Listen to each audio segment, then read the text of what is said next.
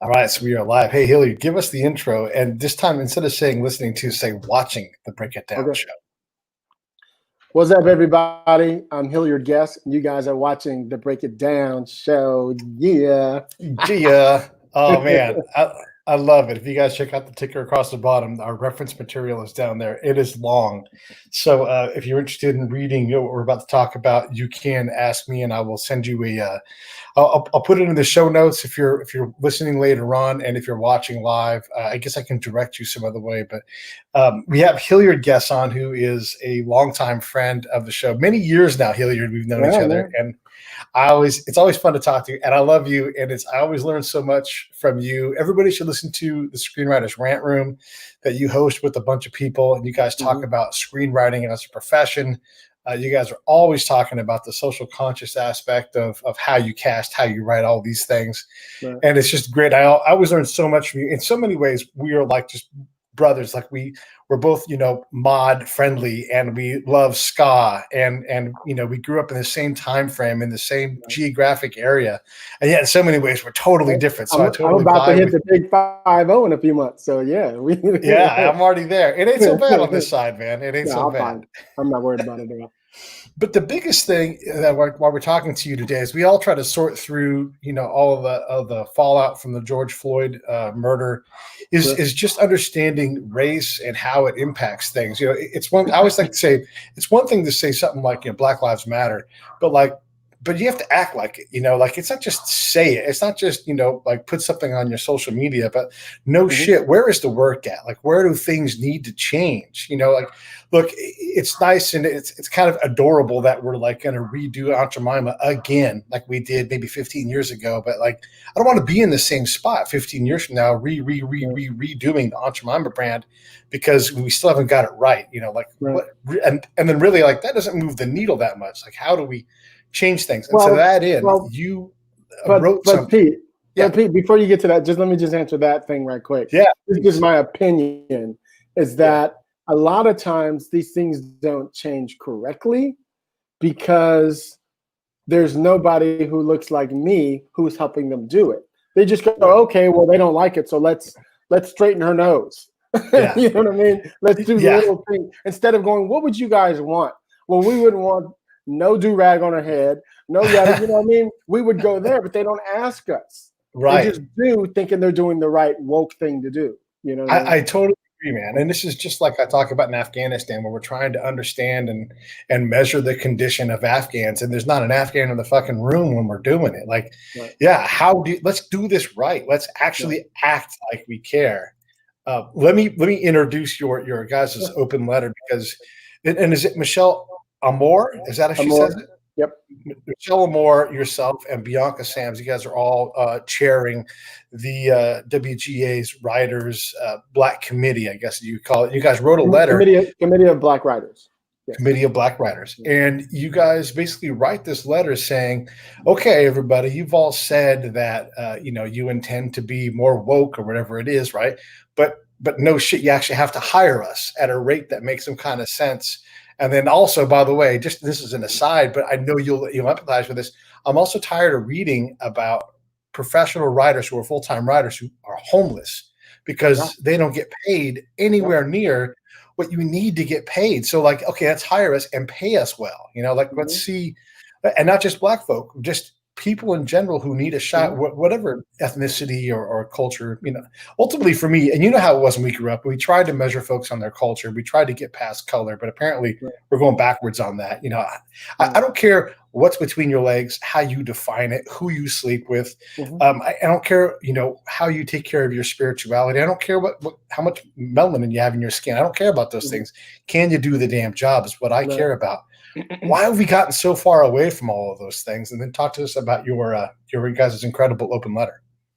I think that these times that we're in, like the George Floyd and all these other, like I go down a whole list of 10 other people that have, been pretty much assassinated, if you will, in the last, 6 months alone. And I think like I'm getting a lot of white people hit me and like, oh, dude, we're so sorry. And like all these apologies, like what can we do, and like all these things. And I'm like, it's just funny that, and then people ask me, why do you think this is all happening now? And I said, quite frankly, like you see how it is now. Like I'm here in Hollywood, and like the streets are packed and crowded again. I drive down Melrose, the stores are open. You know, for like 80% of the stores are open. You know, a good percentage of restaurants are open. If this were happening, if Floyd had been killed today, while we're all back to work and back to shopping and everything else, I personally don't believe we would get the support that we have now. Everybody was at home. Everybody had nothing else to do. And we allowed for, in my opinion, it allowed for people to sit and stew and to sit and watch and to sit for that 8 minutes and 47 seconds and watch it, as opposed to just getting the highlights that you would get because you're on your way to work. You know what I mean? Yeah. So, I think so. So a lot of that, you know, younger generation, and, you know, I saw a lot of, you know, white women bringing their, you know, 10-year-old daughters out there into the marches and stuff, which I think is fucking beautiful anyway. But I think if people were at work, we wouldn't have seen that many people. I really don't. You know, and there was a lot of, on Twitter, there was a lot of shaming going on where, you know, you guys want to help, you know, here's what you should do. Come to the freaking marches, you know, do stuff, whatever. So this is the first time in my lifetime that I've seen this many white folks across America step in and, you know, walk side by side with, you know, every race of people out there in support of this Black Lives Matter thing. You know, and I think a lot of it is just because everybody had time. That's just my opinion. Yeah, no, I think also just the overall COVID frustration that hangs over all of us. Like we want to get out, you know, and frankly, I'm tired of seeing the story. Like we're about to next month, we're going to release the Prison Chronicles when we talk a lot about the incarceration process. Looking forward to that. Yeah. It's so good. And one of the things I've learned is that, you know, we arrest and jail way too many people. Like there are so many people let's just say that they are a problem in society. We should and could handle a lot of it externally. It doesn't mean those people don't need to be held accountable, but we got to arrest less people and take the burden off of police. And I'm not a straight up fan of defunding the police, but you know, Neither am I. Yeah. No. By simply saying, hey, DA, like there's no DA that runs on, I'm soft on crime. You know, I want to put less people in jail. Like we have to, these systems all work together, you know, and it's frustrating because I want to do the right things and I want to understand it. I also don't want to leave other groups behind either. You know, like President Trump just signed a legislation trying to direct resources at human trafficking, violence, things that fall between the seams between the Native American reservations and the American justice system. And it's vital. Like these folks are just left out to dry. And so we're trying to handle a lot of different things in terms of like being uncomfortable and being willing to go out and do something hard like protest. Also, like how do we not just careen on to the next tragedy and you know, it's just we get hit with so many things between global climate change and everything else. One of the things that we've been promoting is like something as simple as support Black businesses, you know, which is a big thing. You know, we all go to our regular McDonald's and our regular, you know, Urban Outfitters or whatever you want to call it, you know, to get our stuff. But there are a lot of Black-owned. I'm just speaking for Black people because that's what I am. And that's what's going on right now. So if I'm excluding any other race, we're just talking about that. So please know that. So our whole thing is, you know, if you don't, your wallet goes a long way when it helps, you know, that cool Ethiopian restaurant down the street. You know what I mean? As opposed to you going to your local burger place or whatever. You know, all those things make a difference because they have, you know, 10, 15 people working there, you know. So those are ways to help too. You just help businesses. You know, and we put out on our, I think even in our letter, they added to our, and there's like tweets where you can just punch in Black businesses and there's literally like hundreds of them show up, you know. So for everything you need and want, there's a business for it, you know. You use words professionally to describe stories and everything. What is Black? What does that mean? Wow. I'm hitting you soft and gentle. I don't think I've ever been asked that before in my entire life.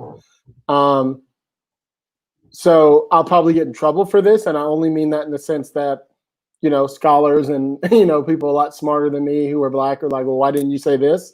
You know, but I'm just speaking from my soul and from my heart. For me, it's just soul.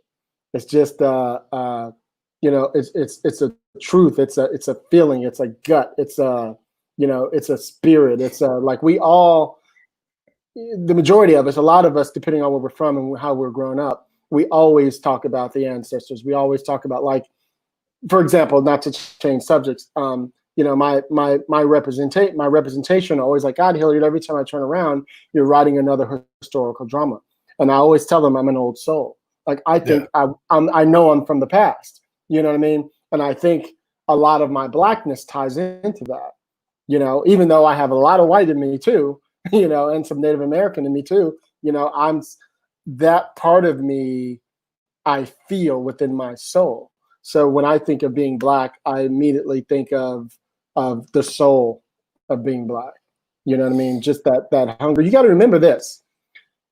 When white people say that we're not smart and we're not all these other things, they keep forgetting something very, very important. The Black people who came across that Amistad ship, you know, to here, who survived that ship, had to be the strongest motherfuckers in the world. And then they got here and had to survive slavery and have generation after generation of people. So when you ask us, for example, like, why is it that, you know, we have the ability to play sports so well and it's in us to be agile, you know, to be swift, to be quick, you know, and all these other things. So there's a reason to me why we're built a certain type of a way, because it came down when you ask us, what does it mean to be Black? You know, it's so in our body, you know, to be able to move and to feel the spirit and to be able to, you know what I mean? So, and all that stuff is taken from Africa and, you know, all the other places we come from, you know? So I know I'm jumping, but you get my point. Yeah. Well, and Matt, I asked you a big, hard question too, right. but let me continue on that thing. What is the Black experience today? Like right now, what is it like to be Black, you know, internally? Here's an example. So as you know, I've been with my husband who's white. He's about to turn 60, a very privileged white man, right?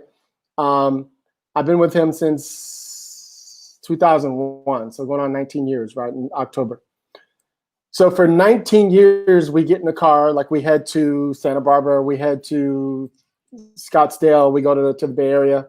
Every time we drive in the car, I got to say a prayer that I'm going to be okay, because this man drives me crazy when he drives, right? He drives like he's got no reason to worry about anything, you know? And he always thinks it's me trying to control him, you know? Like, oh, you know, I'm like, babe, we're going on vacation. Why are we rushing?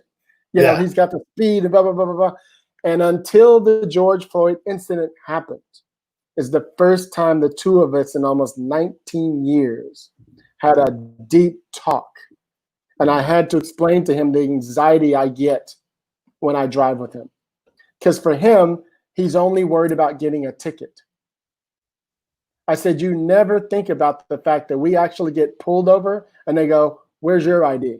To me. And I'm sitting in the fucking passenger seat. You know what I mean? You don't even think about that. You just go, well, why would they do that? Because that's what they do to me. You know what I mean? And so there's lots of little incidents like that he doesn't think about and hasn't in the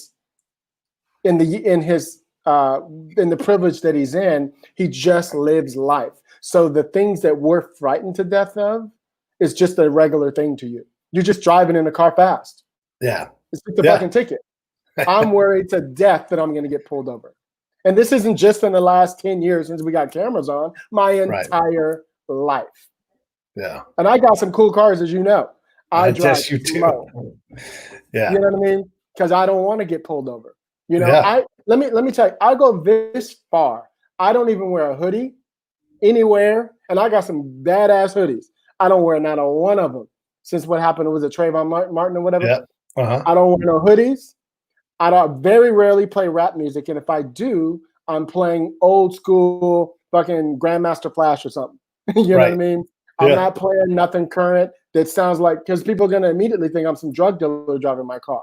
You know what I mean? So I got to switch it all up. I'm only playing reggae. I'm only playing neutral, fucking James Brown or something. You know what I mean? I do it intentionally to not draw certain attention to myself. You know what I mean? Well, that's how we have to think. You play whatever the fuck you want to play. You know, it's not even on your brain that you can get pulled over. You know, I have to worry about where I'm driving in a red car.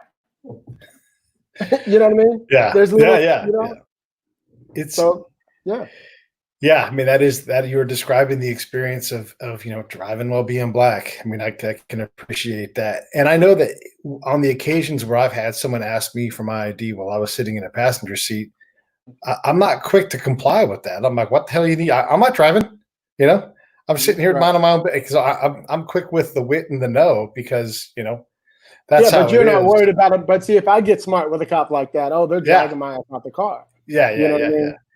The other thing I do, and I don't know if you do this or not, but I try to act as much as possible, and more so now that I'm older and have a calmer, demeanor to me. But I act like someone who doesn't want to get shot when I'm in a car. Because look, I have my own problem with the police myself. But if I see their hand on their pistol, I slow everything down to a crawl. I'm going to do whatever you say. I put my finger and my thumb together. I cannot harm you with my finger. It's the hands like this. And I'm not moving an inch. Is that a military signal or what is that? No, it's just like I can't grab anything aggressively, right? Like I can't hurt you if my fingers are like this. So I put my hands high, and if I see their hand on their gun, I slow down and I'm like, I don't know why your hand's on your gun. I'm not going to cause you any trouble. You're going to go. I have a whole thing I say. I'm going to do whatever you say, but you got to calm down a little bit because I'm afraid that you're going to harm me now. Like we need to get someone else here, but I try to act like I'm desperate for them to go home at the end of the shift. And I don't know if other folks do that, but I'm watching their hands, they're watching mine, and it's a hand watching contest. And we got to go deliberate and slow when their hands are in a position like near their gun or whatever. Because I don't look. I know it's scary to be in conflict. I've been in conflict. Like you're just acting, you're reacting, you see things that may not be there. And I don't want to put that person in that position. But I don't know that that's a common thing for folks who aren't combat folks. Yeah, I agree. And I mean, I remember as a kid, it's remember, where we come from, both of us. Yeah. From the Bay.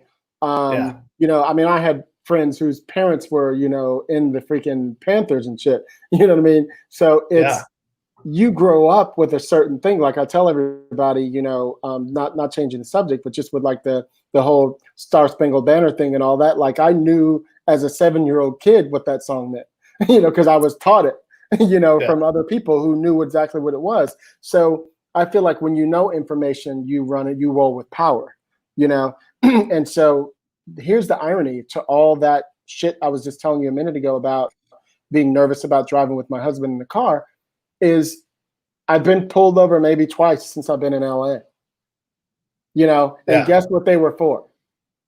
Having my music up too loud. Oh, okay. Not in that car though, which is the irony. The 2 times I've had cops pull up on me on that car, they just rolled up next to me and went, like that's what I was saying. Car. You know what I mean? Yeah. But I'm blasting reggae or something. You know what I mean? So it's just some. I know I went all off the rails, but yeah, it's fascinating. Yeah, I want to get back into your guys' letter because I think this is here. I read the whole thing, and you guys should definitely take a look at it and what Hilliard and his peers are talking about. But you talk about how like Netflix is leading the charge, with duty to list Black members, employees, creators, all that kind of thing, and that all the other HBO, all the other production houses follow suit, and then you guys say I'll read it. Your statements signal your acknowledgement of your public duty to integrate the entertainment industry reputation and perpetuating racism, both in front of and behind the camera. As your Black peers in this industry, because that is truly what you are, we intend to base the validity of your own statements, i.e. we believe you, on how you confront your racist history and honor your commitments to actively replace your racist systems with radically inclusive ones. Whew. Yeah. Holding them accountable It's a mouthful. And absolutely going after their integrity. If you're saying this, we believe you.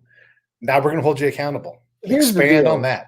Here's the deal, and shout out again to Michelle Amor and Bianca Sams for that. So you got to understand that letter is, let's just call it 100 years of, pain.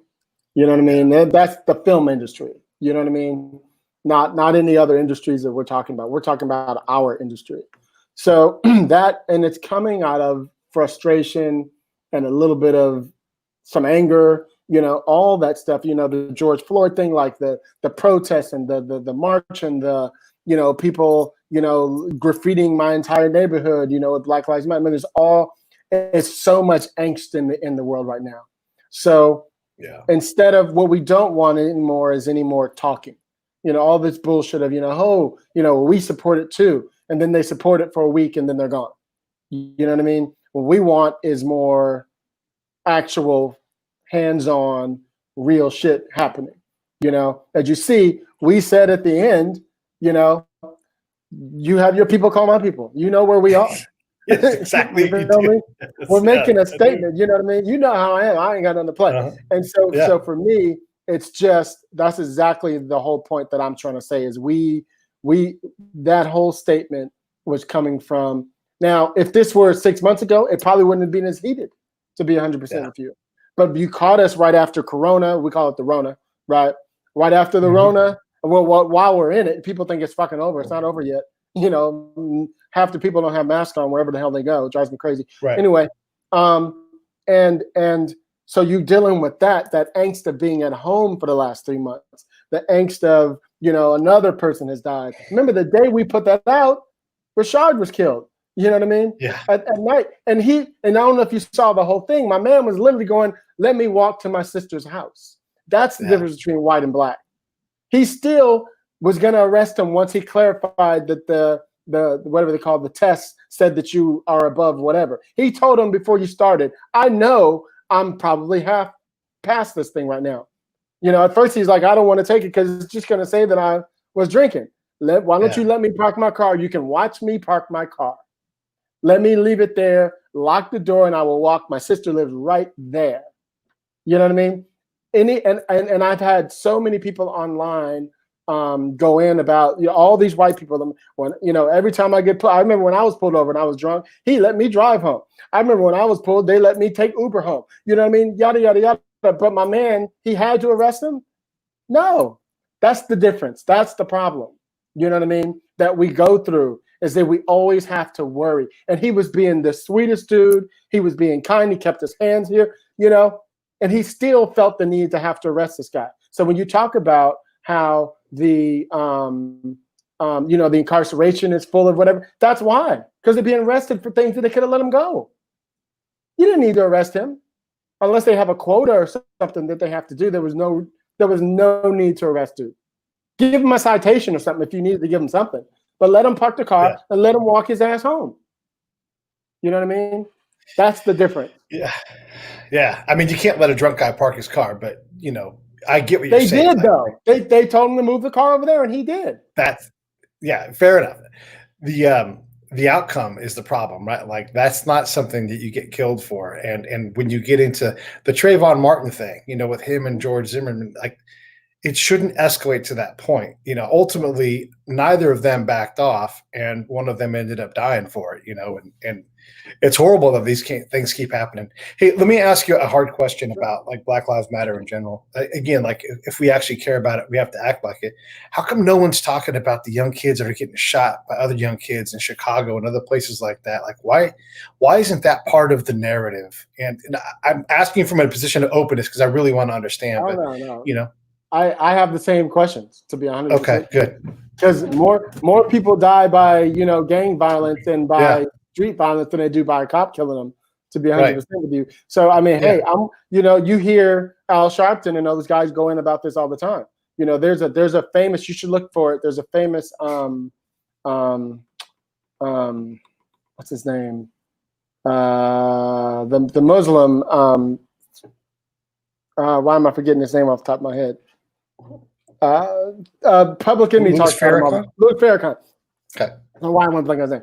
Farrakhan has a famous speech that he does about gangs, and he talks about this exact thing that you're talking about why don't we, why don't we get on them?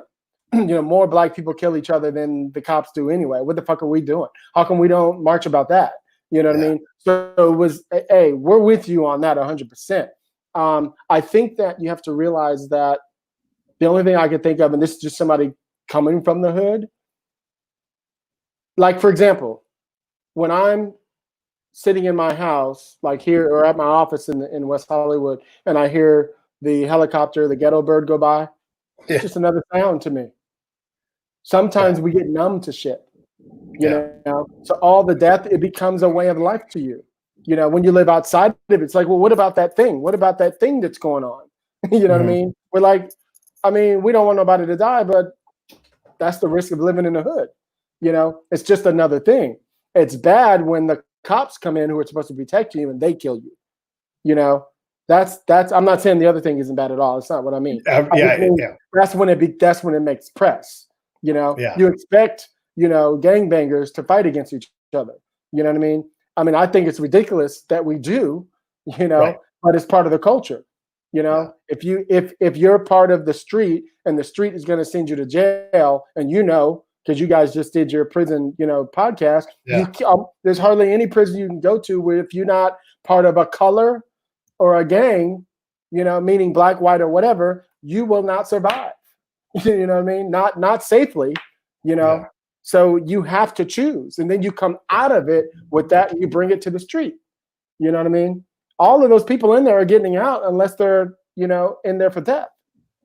You know, and even then they still get out. We had Matt Ray on the other day. He's one of the guys we feature, and he's a white dude, but he talked about in his supporting episode, he talked about getting out as a guy who did murder, and he shot 2 people, killed one of them, and shot somebody else.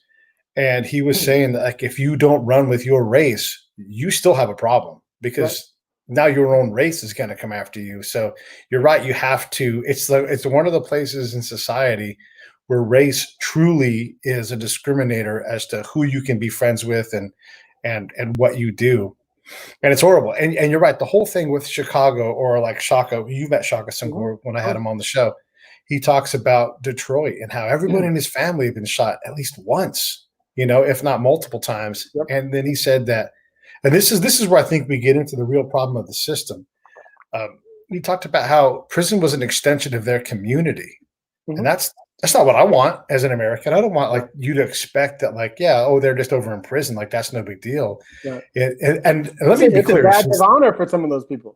Right. Well, it shows that you're hard and you don't care. And Honoré Vachon talks about that. Like, they teach you to be callous and then punish you for being calloused, and it's crazy. When we look at these part of the problems, I mean, ultimately, and I'm just going to talk in terms of the numbers. We act like we care about black folks dying from the police, but we don't talk about the Mexican folks, the white folks, the Asian, whatever. We don't talk intelligently about it. And really, in terms of numbers, if there's 200 million police shifts, there's only a very, very, very small number of people being killed, and it's not predominantly black men. Doesn't make any time. It's always tragic. It's always horrible. We need less of those deaths. But the problem, I think, comes in before then, where like you do end up on the hood of a car with your hands behind your back over nothing because of the perception. And those problems, I just don't know what we do. You hit it on the nail, though, Pete. Yeah. And I know the stats because I looked them up myself too. There are actually, a lot of people don't know, there's actually more white guys who are killed by the cops than black people. And we don't know a single one of their names. Correct. Now, here's when I read that, I went, what did they have to do that was so bad that they were killed, though? And what's the minutia shit that we did that killed us? You see what I mean? There's still a gap between why, right? That's still what's missing for me. Not the amount of, the why. Right? Yeah. So that we live in fear of driving on our street and being pulled over. We have to live in fear. I was before I got on here with you, somebody sent me a video of some kids in some neighborhood and it was a really like nice neighborhood with like a fake lake, and they had like, fish in there or whatever, and the kids were out there fishing, and some big white woman, of course, was like, she's taking pictures of the car, and all these things, and I want to know, why are you guys here? And she's like, we live here. She's like, no, you don't. Where's your house? And he's like, I don't have to tell you. You know what I mean? Right. I live here. Apparently, this is the second or third time she's called the cops on them. The cops came. They took them back to where they live, saw that they lived there, and they're out there another day, and she came again. You know what I mean? They're like, why do you keep hassling me? She's like, well, you're not supposed to be. He's like, the cops came the other day, and they left. So clearly, I live here. Yeah. You know what I mean? Yeah. I don't need to tell you anything. Mind your business. You know what I mean? It turned into that thing, but that's the world we live in. White kids could be out there all day, and they don't even have to fucking live there. Because the color of our skin, she assumes we don't live there. The one of the things you said, mind your own business. Just in general, as a rule, everybody needs to get some goddamn business and get the hell out of mine. Get your own damn business. She was fired, of course. Little Gladys Kravitz out there, right? Yeah, but really, like, if we did mind our own damned business, and quit doing it, and then I was thinking as you were talking. You don't see black ladies calling the cops on people in a park for barbecuing and stuff, because I guess it's just you don't want to borrow that kind of trouble. Well, there's also now I'm not making the assumption all black people live in the hood either, but there is kind of like, and I know you know this from doing your prison thing. There's politics, right? There's politics in the prison. There's politics in the hood, that you can't talk about. And the same thing with being in the hood, there's politics there. You don't call the cops unless it's detrimental. Right. You know what I mean? You either remember, now you and I grew up, Pete, when I moved to the hood where we lived when I was 6, 7 years old, the lady down the street could give me a whipping. Yeah. You know what I mean? Now today, and also we all were playing in the streets. We all would move. You know what I mean? You don't see one kid out on the street playing at all. You know what I mean? They're all inside with the little video games or whatever the hell they do. You know what I mean? We made shit up. We were creative as hell because we had nothing. You know what I mean? And so there was a different time, and so the lady down the street wouldn't just call the cops. She would come down there and whip your ass in front of everybody. The biggest gangbanger out there, she would whip their butt. You know what I mean? And you were afraid, don't mess with Miss Johnson. You know what I mean? You were worried about her than you worried about the homie. You know what I mean? That's gone. It's gone. One of the things I learned from my time, talking to folks in combat zones, and this is a bit of a complex issue. So let me just say there's just two parts to this. Sure. Is the perception of the problem of insecurity or whatever it was always much larger than the actual problem itself. And I never really could define why that was. I mean, apart from it being a shitty place, and there wasn't much trust. And the other thing is as I talked to Iraqis or Afghans about their actions when they needed help, in general, and I'm kind of associating the hood with these places, sure. Maybe not as extreme as Afghanistan, but maybe more in the case of like Chicago, But calling the cops was just not on the list of responses. So here we are trying to build this police force that people will call, and they're like, I'll call my mom, I'll call my dad, I'll call my cousin, I'll call my other cousin, I'll call my cousin I hate. I guess I'll just fight by myself. Hilliard, they never said the police. Right. I would say, but what about the police? And they would laugh in my face. And then I would write my little green notebook, laughed in my face about the police. Wow. So there's these two things where the perception of the danger, like how do we ever get that to deflate to where maybe it is more based on reality? Not that they're not problems, but how do we deflate that monster? And then does that resonate with you in terms of we're not calling the police at all? I think it's about approach for me. I mean, I know and recall like one of my skinhead friends, actually, traditional skinhead friends, was a cop, actually in Watts, right? Oh, wow. And Danny Boy, my dude. And he had an approach when actually he worked in the gang area, as a matter of fact. But he had an approach with the gangsters where he would talk to them a certain way. You know what I mean? They knew it was okay. For example, you remember the movie Colors? Yes. right? Now, Sean Penn and Robert Duvall. So Robert was the older cop. He knew all the gangsters. He knew how to talk to them. Sean was a hothead, young guy coming in, making a ruckus, right? They would go out, chase after somebody, catch him, and Robert Duvall would, in the end, let the guy go. And he's like, why are we letting him go? He's like, we're building relationships. You know what I mean? Now he owes me a favor. You see what I mean? That's what's missing is instead they just arrest. There's no relationship. And now that's using, but it is a relationship regardless. You know, it's some trust somewhere that he didn't arrest me. You know, now he owes me a favor and I owe him one now. You know what I mean? Et cetera, et cetera. But it's just about the approach. I think the approach has got to change. Whenever I think of a cop, I think, oh shit, they're going to come at me in a bad way. So I do everything to avoid being caught by a cop, even if it means driving slow or not playing a certain music, not wearing a hoodie, not wearing a baseball cap. You know what I mean? All the things that everybody else gets to enjoy. Yeah.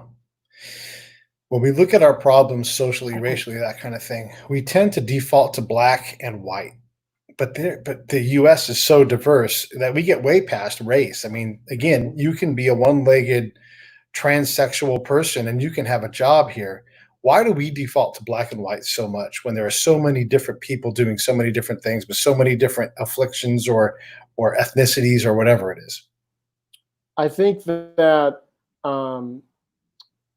I would say, and I'm not saying this is the answer, just my spitball answer, is this in this country, black and white are the two things that you see the most on television. You know, so it's the first thing that comes to your brain cells, you know, is black and white. And the majority, I think we're the second. I'm not sure. Do you know what the stats are? Is it white then black? I don't know. In this country. I think I don't remember. I feel like I've seen it before, but it's been years. I'm sure that the Latino population is probably the second biggest population in mass. Okay. But that depends on which database you're looking at too. Right. But then again, as I was talking about TV and film, you also don't see as many, you know, Latinx people either, you know. So that could cause for the call of black and white all the time too. And I think that strong voices are powerful. So if something happens in our community, you know, you immediately get celebrities like Don Cheadle and these guys, you know, jumping in. So if you have a celebrity face jumping in on a cause, you know, it's going to make it a black and white issue. You know what I mean? And so if other ethnicities don't use their voices with a celebrity face, then that could be possibly. That's just my, you know what I mean? It can make it more viral with somebody with a big name. You know what I mean? I got a feeling there's lots of incidences that, like you're talking about, that we just never hear of. You know, because there's no real face of it. One of the things about the nation that we live in that's wonderful is that literally anybody can outwork the problems. And let's be honest, like when we're going to qualify what problems lay in front of us, we always have to battle the system. We all do. We have to fight through the norm of us not being part of the group, whatever group it is, whether you're writing screenplays or breaking into the NFL as an executive or something. We all have to fight that thing. Why is it that when we look in mass as the U.S., why do black immigrants tend to outperform black folks who are from America? How do they manage to get through the injustice that's in the system and tend to do well? And we're talking big numbers here. And maybe you don't have an answer to this, but is there something? Okay, good. I'm going to shut up. No, it's fine. Now again, this is touchy area. Right? Yeah. So let me preface that first. And let me just say again, this is Hilliard talking, not for anybody else. For example, my friend Yvonne Orji, who's a big, what is that? Oh, he said it's a historical thing, man. Black culture is everything. Been oppressed for too long. Right. That's my buddy. Thank you, Angel. Who's an emerging screenwriter. Awesome. So my friend Yvonne Orji, who's one of the stars in Insecure, she just did this one-woman show called Mama, I Made It, right on HBO. And she talks about how in her culture, and the woman has to get married or they have to become a doctor, right? You have Right. to get a PhD. You have to, that's their culture teaches you that. Our culture doesn't teach us that in America, Mm, right? okay. So you're talking culture, we're not talking black and white. Remember, a lot of Africans don't even say they're black. Right. They're Nigerian I've had a or they're I've had whatever. a black guy from Hmm. Trinidad look me in the face and say, "I hate black people," and I Hmm. go, "Wait," and it's total distance, Yeah, but he's like, yeah. "I'm not They're like, black. I'm I'm Puerto from Rican. Trinidad." I'm Right. Trinidad. Exactly. Yeah. I'm Yeah. from Trinidad. I'm from Yeah. Dominican. I'm like, Yeah. you're black with an accent, actually. You know what I mean? But you know what I mean? They have taken on that. That's what they are. You know, they're Spanish speaking people. They're not black. Yeah. They're just whatever. That's fine. You know, take on whatever it is that works for you. You know, I have no problem with that whatsoever. Yeah. Um, so anyway, so I think it's a culture thing.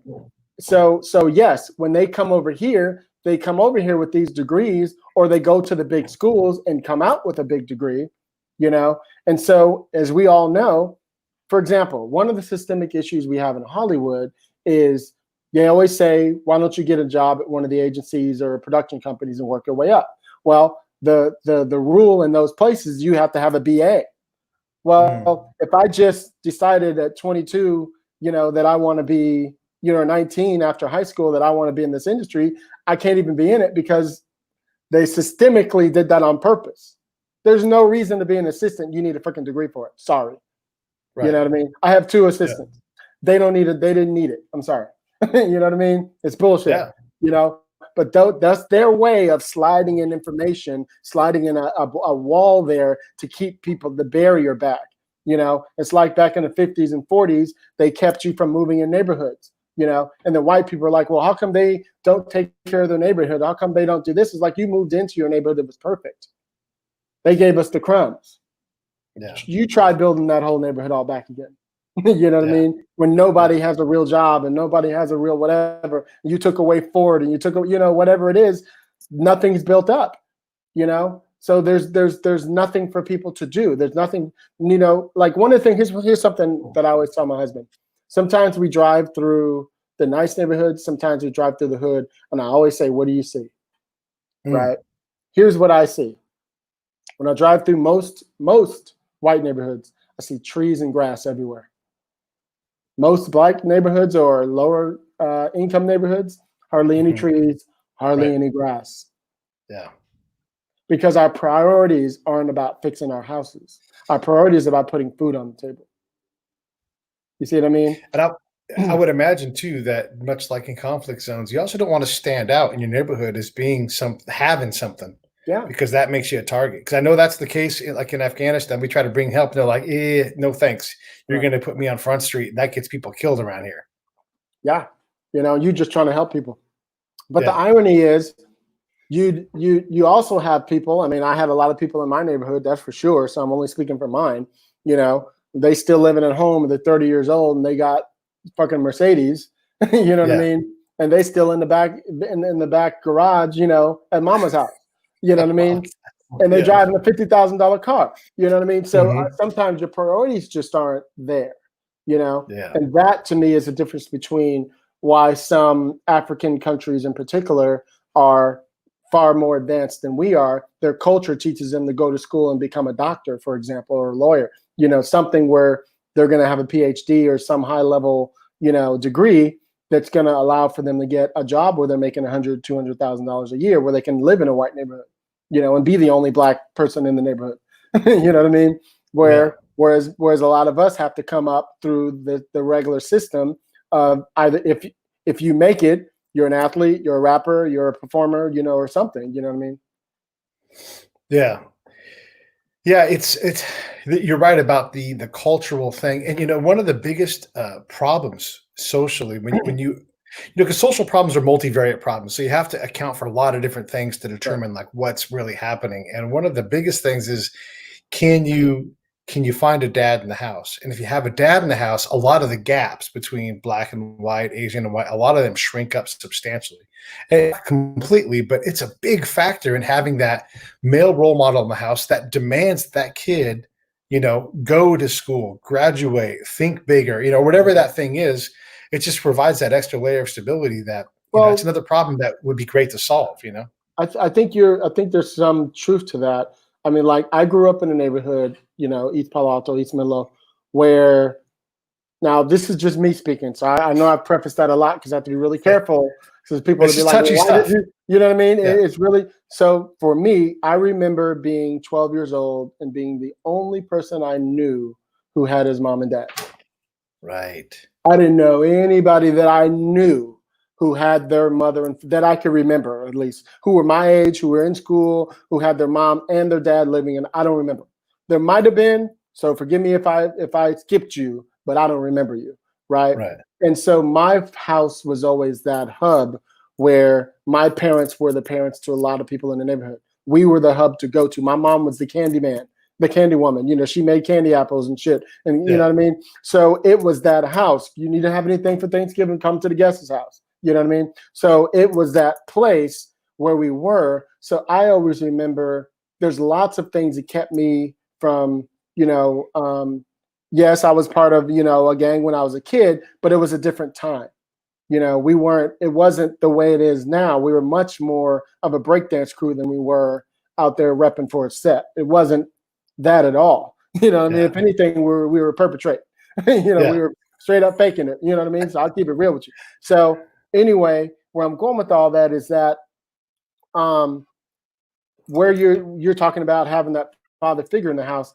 I mean, I could think of a lot of Black women who are just as strong as the man would be. So I wouldn't say that you need the father figure in the house, because I know and seen a lot of strong people grow without their father in the house.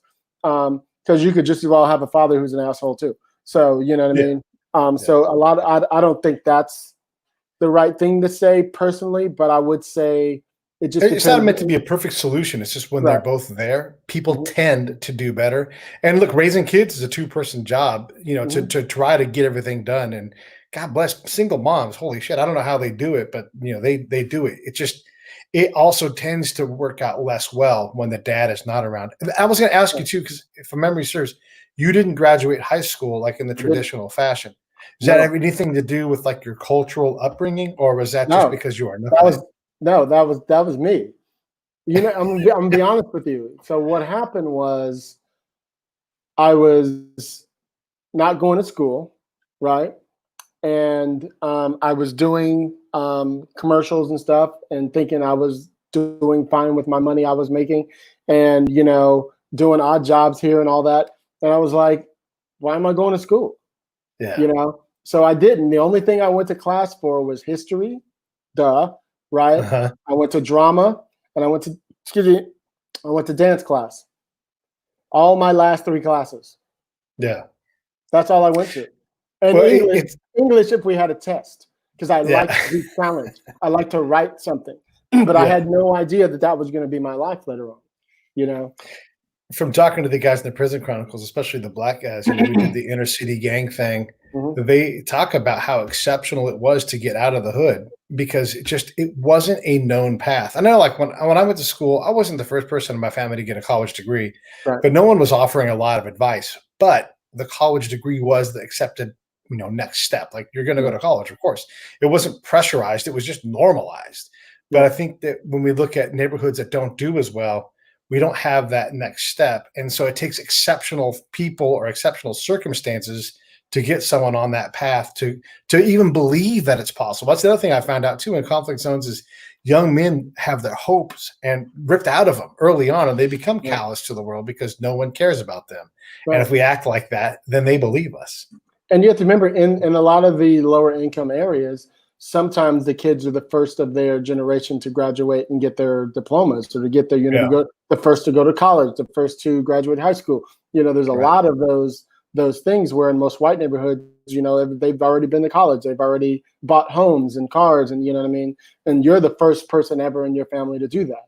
You know what I mean? So you have to also, like, I was just giving notes to this group of writers before we got on the call. And they were all pitching to me the projects that they were ready to go out with. And I was giving notes to one of them, who's this former teacher, who's writing this. He's a white guy, probably in his 50s or 60s, and he's writing the story of this kind of lower income area. And I'm like, why are you writing this story? And then he told me the story about being a teacher, like in South Central. I was like, what? Yeah. Then I leaned in. I was like, wait a Yes. minute. Why didn't you start with that? Oh, I didn't feel like anybody wanted to know. I was like, whoa, no. That goes against the Hilliard School of Pitching. Exactly. I was like, now you got me.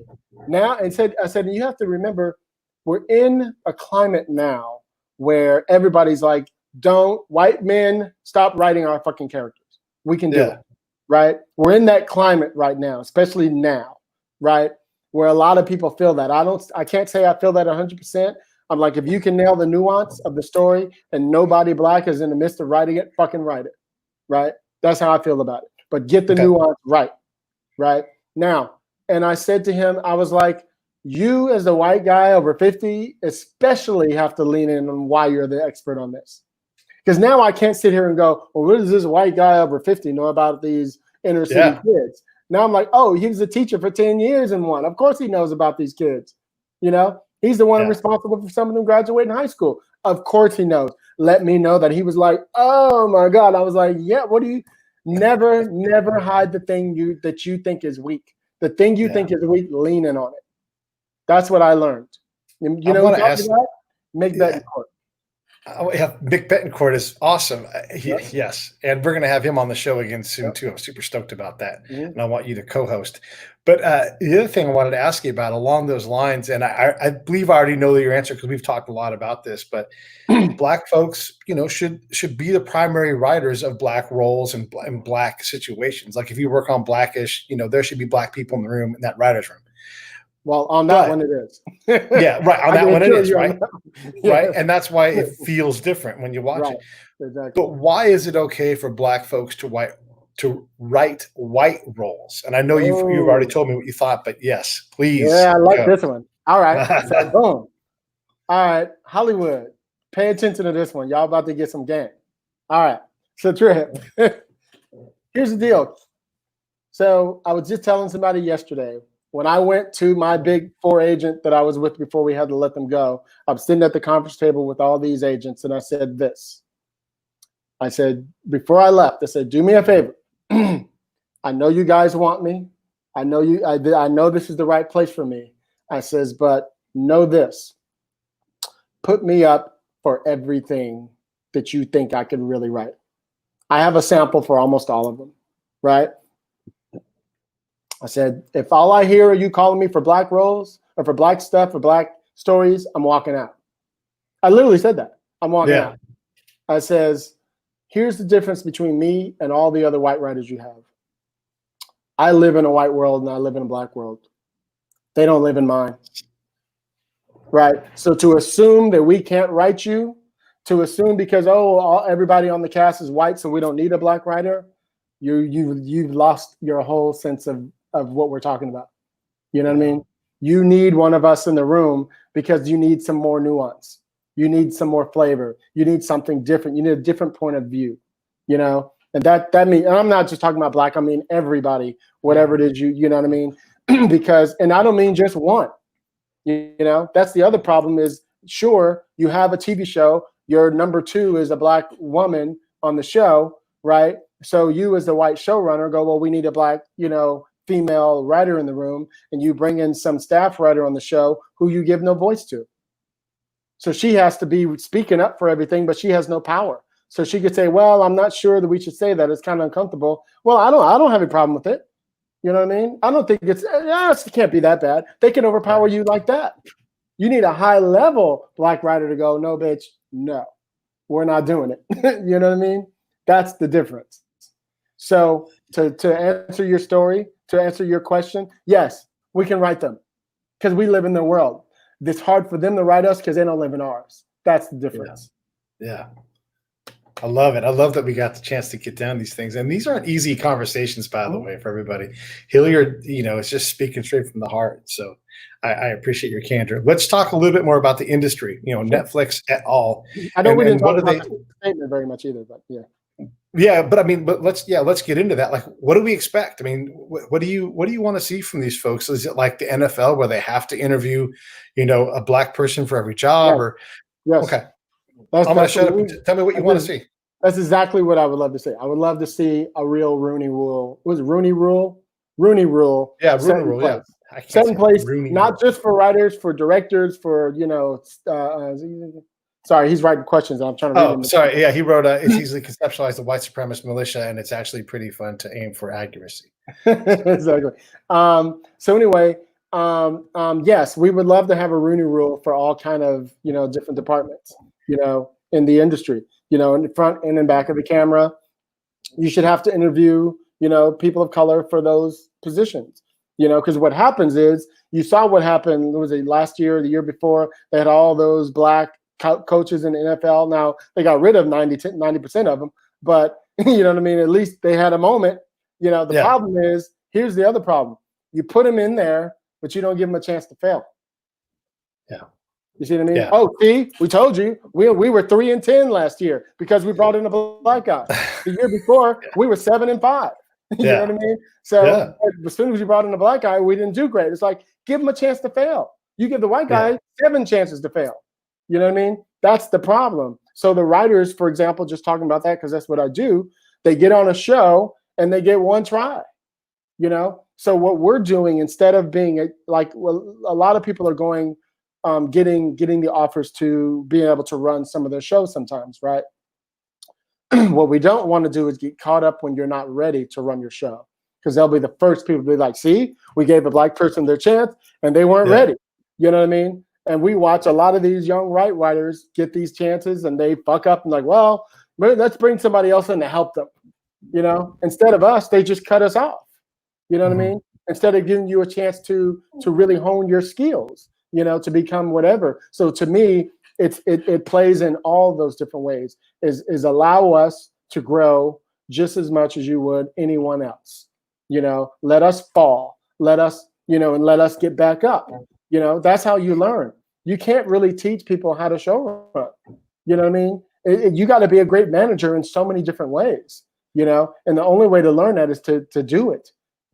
We have like the showrunners program, and there's a couple things you're going to get, but you're going to get out there on that field and it's going to be different, because every show's different, So did I answer your question?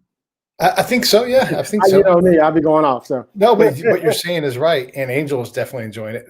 Let me ask you another challenging question with that. Then, what does it look like from the other end? Like, let's say that I want to go be a showrunner, and I've worked my way into a writer's room. They're going to let me start, baby producing and everything, and I drop the ball and I screw it up. Do I get another chance? How long does it take? What does that look like? I think it depends on how bad of a thing you mess up. First of all, but it looks like this. So say, Pete, say you wrote a show, say you created a show, right? You sold it to Sony, right? Sony loves it. They want to pick it up. They give you a deal, and they're going to rush right into production, right? Now, this should never happens, by the way, but I'm just scenario time, right? Yeah. So it's June right now. You guys are going to be shooting by the end of the year, right? So you got to, let's assume you've already written the script. Let's say they bought the script. You probably got to go and develop a couple little things for them, make a couple changes. So by the end of the summer, you'll have your next draft. They're already talking to the director. They probably paired you with a showrunner who's going to actually run the show. You'll probably be the co-EP, working, co-producing the show with him or her. And say you guys are going to shoot the thing in October so that you can be ready for why am I going blank on what the hell it's called? Pilot season, when everything's dropped. Right? Gotcha. Okay. And so they're gonna bring to you a showrunner. What a lot of people don't know is a lot of people assume that they're just gonna give you a showrunner, right? What they usually do is go, here's a list of showrunners, and you pick through them, you meet with them, you read their scripts, you see who's who, you see who has the voice that you like, you sit down with them, you get to pick 2. You have a voice. A lot of people think, oh, well, they just put you with, no, that's not, they're not going to do that. I mean, sometimes they have a deal with a certain person they're going to push your way, of course, but it's usually somebody that probably does fit you pretty well. You know what I mean? So they're pretty smart about that. They know exactly what they're doing for the most part. The problem is that list is usually white guy over 50, 9 times out of 10 for every showrunner spot, and so, and because of what we were talking about earlier, how you get the young Black writers, male and female, who are getting on staff, but staying as a staff writer for 4 or 5 years. Every new show they're on, they won't bump them up. They just keep, all we have is enough money for this. So if you really want the job, you got to take it. You're like, I was a staff writer 3 years ago. Why am I still a staff writer? You know what I mean? And so you wonder why people haven't moved up, because they don't get the same opportunities that the white guy gets. You know what I mean? That's exactly, so you have this systemic thing in the way that keeps hitting a wall for you. So a lot of us are trying to create our own thing. And that's why I stayed in the indie world for so long, because nobody could tell me anything. I can be in charge, you know what I mean? And I make great product, you know what I mean? And I can make a decent living out of it. It's not the living I'd make if I was in, the big system. We all know that. That's why I teeter between both of them. I make a little bit of money over here, and then I make big money over there. And I make a little money here, and I make, you know what I mean? But it's put me in a position now where I'm on staff on a show 2 years ago, and now I'm able to be a co-EP on a show, because that little thing got me into, he's on the list now, right? So now all of my producing stuff I've done, people go, oh, I see. Yeah, he can handle this. You know what I mean? Despite having done 10 other shows. You know what I mean? Go ahead. This goes to that thing I was saying earlier, like where you literally can outwork your problem. Like nobody's allowed into the big system. I mean, okay, some people are legacied in, but for the most part, you have to get lucky, trick people, whatever it is. But you can always go out and create your own things. And if you show that you're a good bet, all of a sudden, if you're able to gather an audience and make money, no one cares what color you are. It's like that. You make money for people. I want you to make money for me. Let me ask you this in 2 different ways. What does the Black community owe itself, whether it's in film or in general? And then this is not in any way abnormal for any race or ethnicity, but there does seem to be I'll call it jealousy for lack of a better term, calling a successful Black person an Uncle Tom or seeing if they're really just white or whatever it is. There tends to be a clawing back to mediocrity that the group tends to do to each other. And again, I know every group does that, but it just stands out. Like I had a friend of mine said that, a very smart and credentialed Black teacher was white-splaining something. And it's like, how dare you say that? Like, this guy has done his work and he may not agree with you politically, but don't undermine his credentials, because that's not good. So talk about what does the Black community owe itself? I don't know if I could really answer that question. That's above my pay grade, to be 100% with you. No, I'm being 100% with you right now. Is it a hard question? Yeah, it's a very hard question. Well, let me ask you this: what do they owe themselves? Maybe that'll help me. Well, we got to listen and we got to be tolerant and let folks figure out what they're trying to figure out. Like if you're struggling to answer that question, we need to allow time for that. In general, we all need to be more tolerant in general. Like it's easy to dismiss somebody, to look at a picture or a meme and say, this person is this. I wouldn't dare to characterize you even in 25 words. Like if you were to, God forbid, like die in some way and I wrote about your life, I couldn't do it in 100 words. How in the world can I look at a picture and determine who you are and assign you things? So we have to do way less of that in general. So I would say the white community owes itself tolerance, patience, time, and some understanding. And if you don't have those things, that's where you work. You work on tolerance, patience, time, and understanding.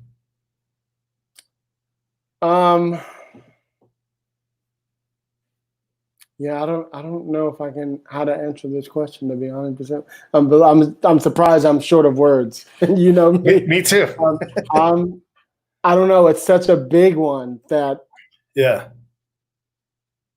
And I think the pause is I worry who's listening, and they interpret that what I said is, oh, well, a Black guy said, so that must be, you know what I mean? Yeah. And so I feel like I'd rather skip that question. Well, okay, well, let's do that then, and then but I would rather yeah. go back to the other thing you were talking about, though, and I forget what it was. You talked about Well, clawing back to mediocrity, like that no, person's an Uncle no. Tom. Yes, yes. Let me talk about that. Yeah. So that is definitely a systemic thing. I think that personally comes from slavery. That's just my opinion. Okay. I think it goes back to that, the light-skinned, dark-skinned blacks. The light-skinned blacks were inside the house, being the maids and the butlers and things like that. Mm-hmm. And then you had, the dark-skinned blacks were out on the field doing all the hard labor work. So they battled with each other. The light-skinned blacks were prettier sort to the man. You know what I mean? Mm-hmm. A lot of them were, their mothers were raped by the master. So that's how they became light-skinned. You know what I mean? They had the prettier hair. So it goes back systemically, even for us, with the color of your skin being a thing. If you think about it, the 80s, 70s, 80s, and 90s were mostly full of light-skinned black people. You know what I mean? For the most part. I think Eddie Murphy was a little dark, but you get my point. Yeah. But he was a handsome guy, right? And so all the way until like the last, I want to say, 8 to 10 years, are we starting to see real, I call them real looking people. And what I mean is, for example, on my show, on Deadly Class, one of the characters he was supposed to be like this part of this gang, right? Well, they all were parts of gangs. Yeah, right. And he's supposed to have a girlfriend, and they decided they wanted to make her black because he was a black guy. And I said in the room, I have one thing to say. And they said, what? I says, she needs to be a dark-skinned sister with like dookie braids in her hair. And they were like, oh, we could never do that. I was like, yes, you can. Yes, you and can. they were like surprised. I was like, a dude like this, who's supposed to represent a gang from South Central, would have an around the way sister. Yeah. Now in the end, they hired a girl from I don't know where. She did a decent job. She looked the part, but she didn't have the, you know what I mean? She didn't have the hood flavor that I wanted, but that wasn't the girl that they were looking for. You know what I mean? Which is fine. Which is fine. But she at least looked the part. Because usually they hire some mulatto girl, to play, whatever. And that's not real to me. So I know I jumped on that.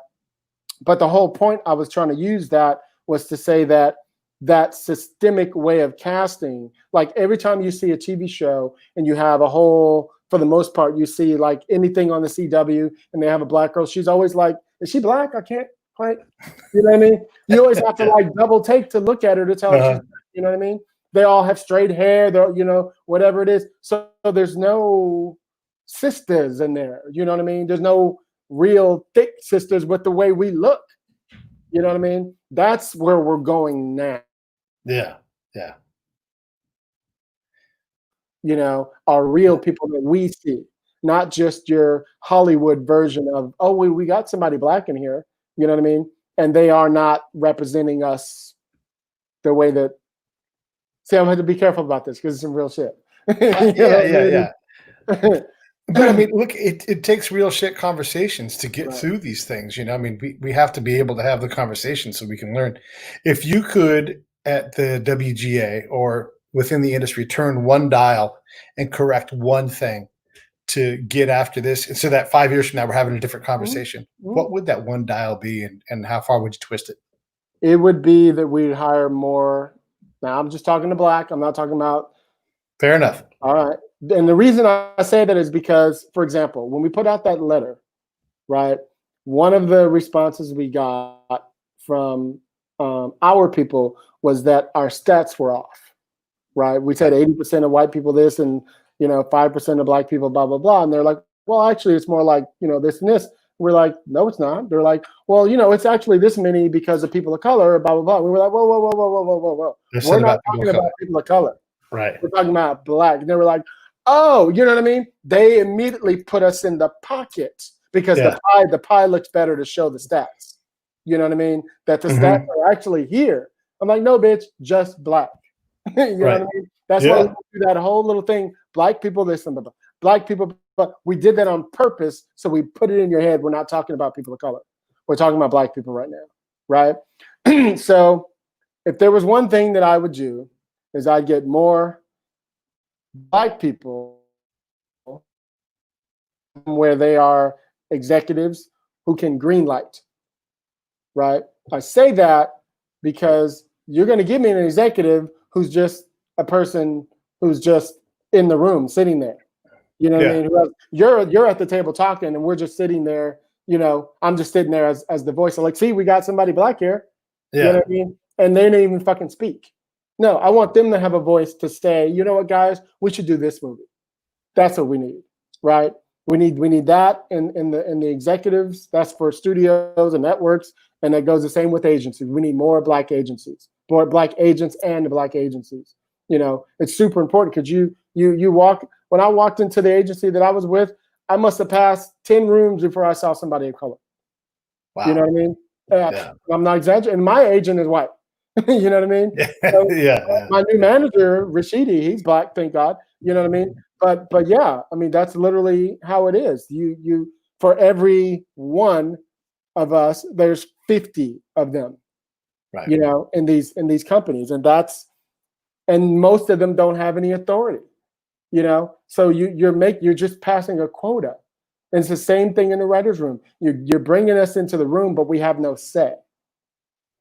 If you're just hiring staff writers in a room, they have no say. No matter how many showrunners will tell you, oh no, in my room, everybody could speak. But in the end, who has the final voice? Yeah. You see what I mean? Mm-hmm. So, and your final voice might be against something that the Black person was thinking. Yeah. You see what I mean? Yeah, right. That resonates with me. Sorry to jump on you. That resonates with me a little bit because it's same kind of things true with veterans. Like if we're going to try to make a bit of an analogy or a comparison, you go and you serve your country, you get multiple degrees, you've done all these incredible things, managed multi-million-dollar budgets, and they're like, how about an entry-level position at this corporation? And you're like, motherfucker, I've managed, 50 people, billions of dollars of stuff in an area where people were trying to shoot me. Mm-hmm. You could have paid me $35,000 a year to do I'm a stallion. I'm not a pony, and I, dude, I mean, it happened to me in the corporate world. Like they couldn't put me to work in a way that made any sense. And then also, I mean, to my credit, they would say you're overqualified. Like they could see that I was there. You guys aren't getting that benefit of the doubt. Like, wow, holy shit, we're lucky to get this guy, So we've got to definitely, because we have to overprove ourselves, right? Right. They think, oh, he must be the diversity hire. Oh, she must be the diversity hire. Now, the diversity hire, in case you don't know, is the studio or the network is paying for that writer to come into the room so that you don't have to pay out of your budget, so that you can have a person of color in the room. You know what I mean? Right. It's forcing that. That thing. So all the writers are sitting at the table going, well, this person probably can't even write. I mean, I don't know how the hell they got here anyway. But they forget most of those people who are diversity hire got there because they won over 6,000 people to get into the diversity program that got them there in the first place. Right. You know what I mean? So you had written something fucking amazing. You know what I mean? So yeah. Hey, I've hammered away at you with some really hard questions on some really hard topics. Do you want to ask me anything to even the scale a little bit? I don't know if there's anything I want to ask you, but I just want to say that, just want to reiterate again that Dear Hollywood statement that we put out, again, Michelle Amor and Bianca Sands, was really, like I said, it just came out of the time that we're in. You know what I mean? Mm-hmm. And coming straight out of this, I keep saying straight out of like we're done. But while we're living in this Rona time, you know what I mean? There was a lot of facets and a lot of angst and a lot of anger, at that that letter that we just talked from the heart. You know what I mean? That was something we had to do. So I hope everybody takes a moment, 5-10 minutes, whatever it takes to read it, and you'll really get into the head of what's going on in Hollywood from a Black person's point of view, for sure. Yeah, I mean, it's an important thing because it's one thing to, and I'll say the word complain. It's unfair. I just put the link to the thing you guys wrote in the show notes already, but the ability for you guys to speak for your industry, and it's an important industry because how you guys go, we all go. It's as you guys and Hollywood, I mean by you guys guide how really a lot of the world shapes itself. Well, And to we have, run Twitter. Black people run Twitter. People don't know that. You know what I mean? We cause a I didn't ruckus know that. on Twitter, and Twitter will fucking crumble. You know what I Yeah, mean? And I'm yeah. not black women in particular. Oh yeah, they run Twitter. Run Twitter. See, there you go. Yeah, Yeah. I didn't know that. Yep. But for you guys to speak up for your industry and to hold them accountable to their promise that they have, hopefully we can move forward on these things. And we need more black leaders from different industries to do the same thing. Like, okay, you guys are all ready for action. Like you said, let's not just redo, Aunt Jemima and then redo. Like, it's not about the brand. Like, it's about getting the people in the room that can help you get this closer to Yeah. right. Because the last thing I want to do is buy a pancake brand that's offensive to somebody. I'm not trying to offend anybody. I'm not trying to take offense or give it, but we got to act like we actually care about that shit, One last thing I wanted to talk about was I Please. know we got to wrap up. Is I was just so somebody approached me the other day about talking to somebody from it was like a Black Lives Matter type of place, and how they wanted to defund the police, but they wanted to defund the police from movie sets. And I was like, movie sets? They're like, yeah. And I was like, and they want to talk to me? They're like, well, yeah, because of your statement you put out. I went, they don't want to talk to me. And they were like, why? And I was like, because I'm not the dude who's like, let's defund the police about that. Yeah. Right. And I said, here's why. Now, I'm probably going to get some slack from this, but I don't care. So I said, here's the example that I'm going to give you. Now, I'm somebody who shoots in the indie world a lot, right? So you got to hire cops to secure you. We might be shooting in the hood. Who is going to be your security? You ain't just going to hire some flashlight cop. You need a real cop. A real cop. If you're going to be in South Central and Watts or whatever, wherever you're shooting, you need some real Chicago. You need to be in the room where it happens. You need to be in the real spot. You know what I mean? And you need real cops so they can be like, oh, shit, we ain't going up that street today. You know what I mean? You need a real. So I'm like, keep the cops from coming to the. I don't know about that one. So for me, I'm like, I don't know if I totally agree with that. Defund the police for that reason. Your other reasons is your thing, but for my reasons, for not with the movies and stuff, no, not with that. I mean, you need a professional grade thing for what you guys are doing because you're doing professional grade work. You can't have people taking off with lights or interrupting a shot. I mean, how expensive is a quick 2-minute scene that you have to shoot? Dude, hundreds of thousands of dollars. I mean, it's crazy depending on the moment. Yeah, yeah. And you can't have people screwing that up. That's why you need real security there. And you're right. Like, we can hold the police accountable. I know the police are holding themselves accountable. And we need good people to want to be that way. Like, we got to treat police how we'd want to be treated. They have an impossible job. All the different things they have to do. We've got to keep sight of that while we still say, hey, we expect more from you, Bill Maher said something the other day that I thought was the best thing. He said, cops, and I wonder how you feel about this. Now, I'm paraphrasing, so I'm not saying it the way he said it. He said something about like cops should be like airplane pilots. Like, you can't make a mistake. You know what I mean? Yeah. Airplane pilots could lose the entire, flight. Everybody could die. Cops have guns and could kill somebody. It should be the exact same. The test that they put through. Your eyes have to be perfect. All the cops should be the same way. I was like, damn, like it was just bars.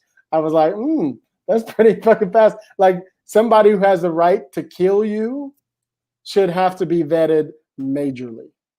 You know what I mean? I thought that was pretty smart because what we're hearing right now in the Black community is a lot of, especially in the last 5 years, the Klan and all these different white supremacy groups are moving into the cops, and trying to take that over. You know what I mean? And so that's why we're not surprised that these things are happening. You know what I mean? They come after you. They're looking for you. You know what I mean? My man had his hands in his pocket while the camera was on. He's not even worried about anything happening to him. You know what I mean? Those are the type of things that I'm saying. Even the cop with Rickards the other night, when this all happened, the camera was right on him. He didn't care. And he was being really nice. So I just assumed he was going to let him go. The way he was talking to him, and the problem is, like my husband said, well, why did he have to run? And I said, did you see that he was pissed? You know what I mean? Yeah. He played him the whole time like as if everything's good, dude. Let me just check this thing. And then as soon as he checked it, he went, give me your hand, dude. After the whole, he was like, you playing me. So he tried to run. You know what I mean? And he was like, well, I don't think you need to run. I said, that's the difference between us. I said, I can't tell you that I wouldn't have ran either because I was fucked up. You know what I mean? Anyway, I know I'm jumping. Yeah, no, but it's a good conversation, and I guess I would add one more thing too. If we're going to talk about defund the police, maybe it's refund the police, like change how we do it in terms of if we want them to have. Everybody always says, "Oh, they should have better training." Well, that's expensive. You got to have a 20%, a quarter of your force off duty and focused on training all the time to get that level of training, and that means what do you that's guys expensive. do for the military? I mean, yeah. I mean, there's got to be. The guys that spend the most money on training and being ready are the SEALs and the Special Forces. And those guys are way more expensive per person to build than the standard big Army person. So if we want a higher quality of officer, we all have to say we're desperate to spend more money on taxes on our police so that they can, we can have way less of these outcomes. And I don't hear us saying that. I know, but I'm just wondering if is there a way to this is what I was thinking is, so if you get rid of the cops, which I don't think they should do, by the way, let's just be clear about that. They should, that means if we don't have cops, whoever's coming is way worse than that. Yeah. You feel me? Whoever's coming is way worse than that. Imagine if the SEALs were out there. Now they're a lot smarter than you, but nobody would have a chance. Against SEALs and Rangers and shit. Like you would have no chance whatsoever against any of those guys. They're actually really good with weapons. Cops are sort of shaky. Exactly. You know what I mean? So, anyway. Yeah. But I guess I would also say too, though, that those guys have a higher tolerance for the uncertainty. They don't get afraid as much because they've been in terrifying situations. But listen, I've had you for an hour and 20 minutes, and it's always wonder. I wish we could do these things face to face, but the Rona has got us locked up. But man, I love it. I love talking with you. I love being pushed on my social well-being because this is how we all grow, is by having these hard conversations and not being afraid to, to put it out there. Like what do we really need to do? Like how do we actually act like we care? And you've given us a great laydown on that. And I hope I didn't offend anybody out there, with what I They'll get over it. At the same time, fuck it. Yeah. Exactly. They will get over it. They can take it. I promise. We can all take some heavy. Any good idea can withstand a whole lot of rigor. And if it can't, then it ain't a good idea. Go back to the drawing board. So it's just like a script, man. A script that can't take on good notes ain't a good script. All right. All right, brother. I'm going to sign us off here. Hold on one sec. No problem.